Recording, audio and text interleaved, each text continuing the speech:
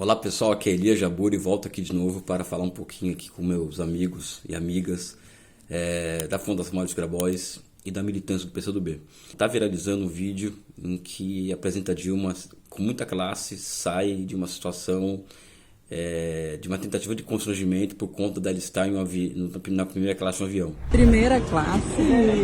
Lógico, querida, eu sou presidente de banco, querida. Ou você acha que o presidente de banco viaja?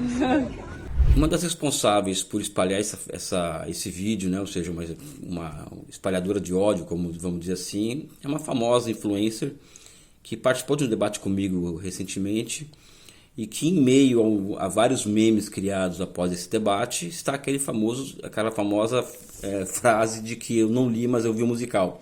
Isso para se referir à obra de Alexander Hamilton, né? Eu pessoalmente acho que ninguém é obrigado a conhecer a obra de Alexander Hamilton, até porque a obra dele é o relatório sobre as manufaturas, as cartas que ele trocou com o List, né? Mas as pessoas que se dizem fãs dos Estados Unidos ou que queiram descobrir a verdadeira história do capitalismo americano, mesmo do capitalismo, são obrigados a ler Hamilton.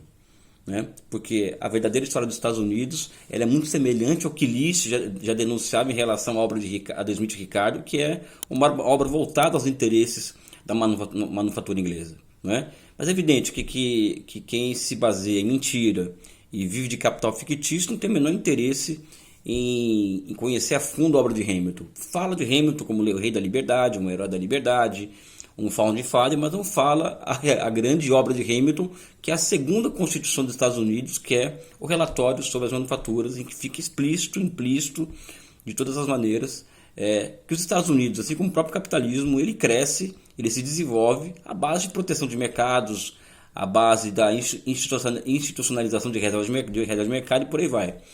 Mas o pior não é isso por parte dos liberais em geral. Né? Eu vejo que o que há de pior nessa história é colocar que o capitalismo ele não é produto de inovações institucionais que deram vazão à lei dos cercamentos, ou seja, e que cria uma espécie de propriedade privada, né?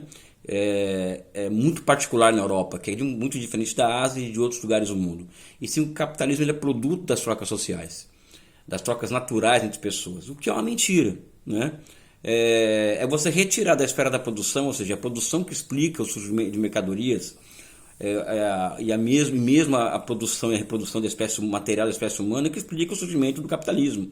Então você retira do processo de produção e entrega para o processo de circulação a explicação do maior dos produtos, do surgimento e da expansão dessa ordem de troca e geração de excedente, que é o Estado, ou seja, o Estado que surge, né, como causa e consequência da expansão da divisão social do trabalho e da expansão do excedente. Daí a necessidade da mediação de interesses em relação a isso, ou seja, o Estado surge como um agente dos detentores de excedente. É aquela velha história que a gente conta, né, que os liberais falam muito, de que a humanidade, o capitalismo, tudo gira em torno das ações individuais, das ações racionais dos seres humanos atomizados. Isso leva a uma percepção de que o ser humano, por exemplo, pode andar com uma bomba atômica nas costas porque ele é senhor de si e ele em si cria a história. Isso é como se colocasse a história de cabeça para baixo. Tá? Por que eu estou dizendo isso? Porque nosso amigo Karl Marx, né, ele descobre as leis de funcionamento do capitalismo, né, ele descobre as leis de tendência do capitalismo e coloca muito claramente que os seres humanos são produtos sociais e que os seres humanos eles são produtos dessas leis de funcionamento e dessas leis de tendência, né? Ou seja, o ser humano, por exemplo, o ser humano, quando ele entra em decadência, em um capitalismo apodrecido, ele é exatamente a imagem e consequência a imagem e semelhança da tendência à concentração e centralização do capital, ou seja, ele se vê, o seu comportamento acaba sendo produto de uma sociedade cada vez mais competitiva no âmbito do indivíduo, né? Ou seja, não o contrário, né? Eu acho que isso cria, pessoal, essa noção do que o capitalismo é trocas naturais, é ação do indivíduo, né? Além de negar a história e colocar uma visão empiricista no centro da análise, né? E, consequentemente, um certo charlatanismo, ela cria monstros, né?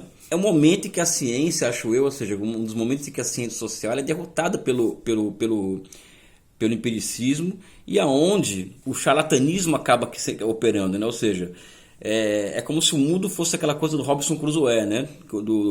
Daquele personagem, né? Da economia política clássica, né? Logo, pessoal, o individualismo metodológico, né? Chegando aqui ao final desse vídeo muito curto, ele reproduz ignorância, reproduz monstros e reproduz picaretes, como vocês veem na internet, essa profusão de economistas, de coaches, né? Essa profusão de pessoas que querem você assim, ensinar você a ficar rico da noite para o dia, né? E que, ao falar de socialismo, mesmo de capitalismo, montam alguns espantalhos, né? E assim passa-se a ideia de que o capitalismo ele é produto das trocas naturais, ou seja, isso é a escola austríaca, na veia, a economia neoclássica, né? E não o produto da evolução da técnica, da evolução das relações de ser humano e natureza, e que essas relações seres humanos e natureza criam ciclos, e esses ciclos também criam tendências e leis, né? E que os seres humanos são moldados por isso tudo aí. Então só queria chamar a atenção para isso. Não precisa ler Hamilton, não precisa conhecer essa história, os economistas não precisam ler Hamilton. Agora, quem estuda de fato o capitalismo americano precisa muito ler Hamilton, né? Sabe? Muito. Ao mesmo tempo em que nós aqui do outro lado temos que combater essas noções simplistas de evolução econômica e evolução da sociedade. Um forte abraço e um beijo no coração de vocês.